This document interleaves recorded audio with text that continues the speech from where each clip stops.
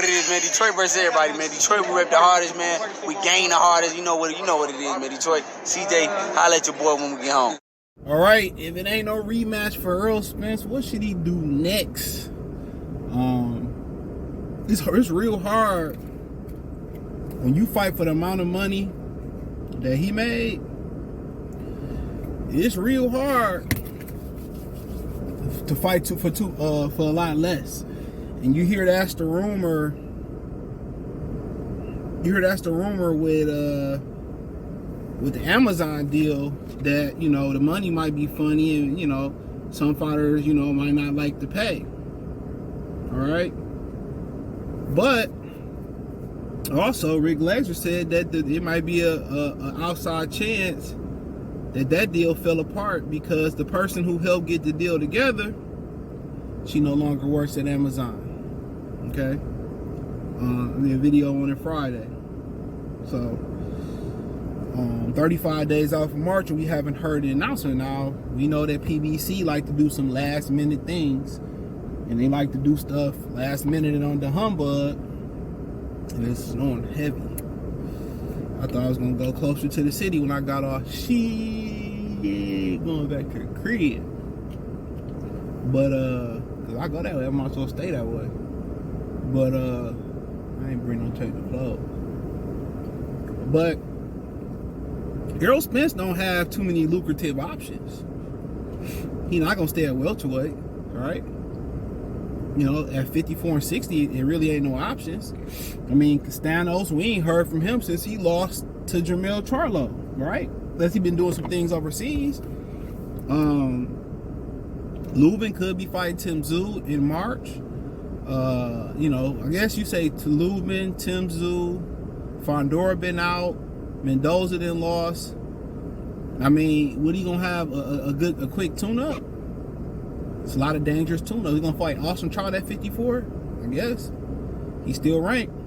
I mean, he go up to 60. I mean, did he try to get the Danny Garcia? Did he try to fight Michael Zephyr at 60 and then try to get the winner of Danny and Lara? You know, that could be an option, but the money that he was getting versus Terence Crawford, that's gonna be hard to, and he ain't gonna get nowhere near that. You know, he ain't gonna get nowhere near it. So, you know, to be honest, you know, a Keith Thurman rematch, a Keith Thurman fight, Danny Garcia rematch, a Lara fight, a Zephyr fight. I mean, does he even continue to carry on? I know he doesn't want to leave his legacy out like that, you know. But, you know, do we take a tune-up and then try to get a title fight? Because got to understand, okay, he can go for Jamal Charlo, but we don't know what's going to happen with Jamal Charlo. How long he going to be out the ring? How many belts he going to have? I think he down to the WBC and the WBA. So, I mean, you know, financially, you know, for him, you know, where does he, like, you know, goal-wise, what's the goal? Is it just to, you know, get in rhythm, get a couple fights, get a title back? Is it to just, you know, get a fight and retire on my own merit and go out with a win? Is it to get another title in another weight division? Is it get another couple titles in a couple weight division? Because that can be arranged. You know, he can get in there with Tim Tszyu. He can fight the Israel Matamov, or is it Backrod Montevelli and Clyde winner, and grab the IBF and then go to 160 and try to get the Lara Danny winner. I mean, does he try to go to 160 and, you know, try to fight Adames for a title? I think somebody else fighting for the IBF up there. Does he try to put himself in a position to get the IBF at 54, go to 60 to get the IBF, and then maybe look at the unification with Danny and Lara and Zephyr? That whole situation, I mean, it depends on what's up to him. And he always say, I want your money. I want your money. So what be killing me is, you know, a lot of these dudes, like Keith Thurman said, you know, he turned down fighting the pandemic because he didn't want to fight without the fans. Is it a financial thing? If you sitting around waiting for the right financial offer, the biggest fight to come around, hey, look, it seemed like if you miss your date on PBC, man, especially with Errol Spence not, you know, even when Errol Spence was one of their main aces in the bullpen, you know, it seemed like he still wasn't, he still couldn't fight where he wanted to fight. Don't forget, he hired new management too. So does he try to buy himself out of Al Heyman contract, go with somebody else, and work as a free agent, a network free agent, or go sign with somebody else?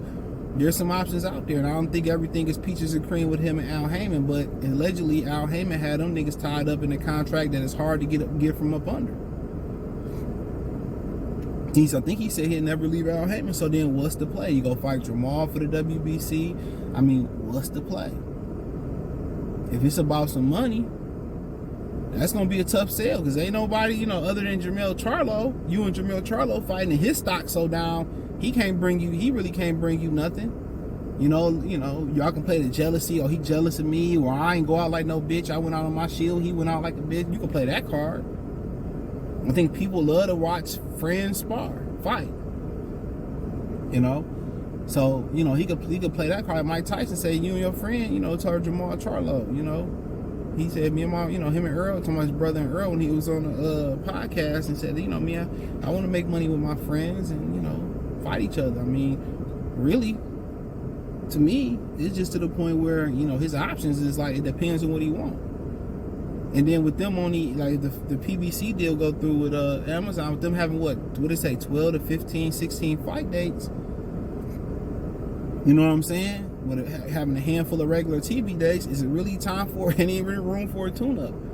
We get through right back into the fire with a Tim Tszyu. We get through right back in the fire with, you know, Israel Madamov. I mean, that'd be a good regular Amazon Prime, you know, if they do an Amazon Prime still, that'd be a really good Amazon Prime fight.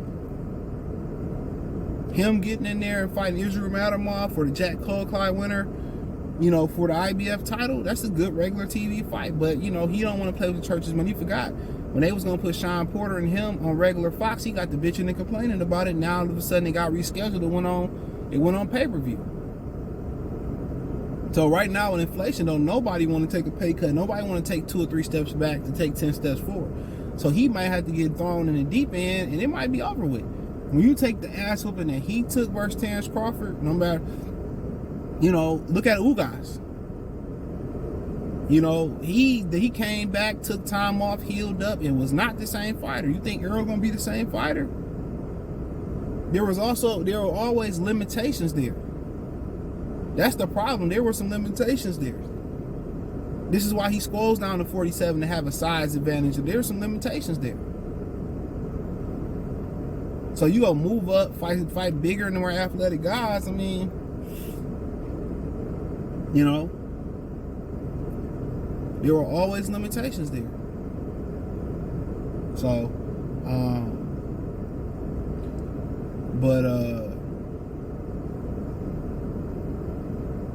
but you know, nonetheless, you know, everybody, you know, you don't have the plethora of TV dates to be able to say, well, let's build them back up. Let's put them on this card. Let's put them on this regular TV, and let people see the return of Errol Spence and turn it into something that could be a great documentary. They could turn that and be a great docuseries. You could change that to be a great comeback, one of the better comebacks in modern boxing history. You know, that's something that they could do. You know, that's something that they could and possibly should consider. But you don't have the TV dates for people on regular CBS or Channel 7 or HBO to be able to follow the guy. And he gonna want, I want some money. I just fight for some money. He said he wants some money. So how you gonna even if you had the platform, how do you convince him to take less money and rebuild his resume back up?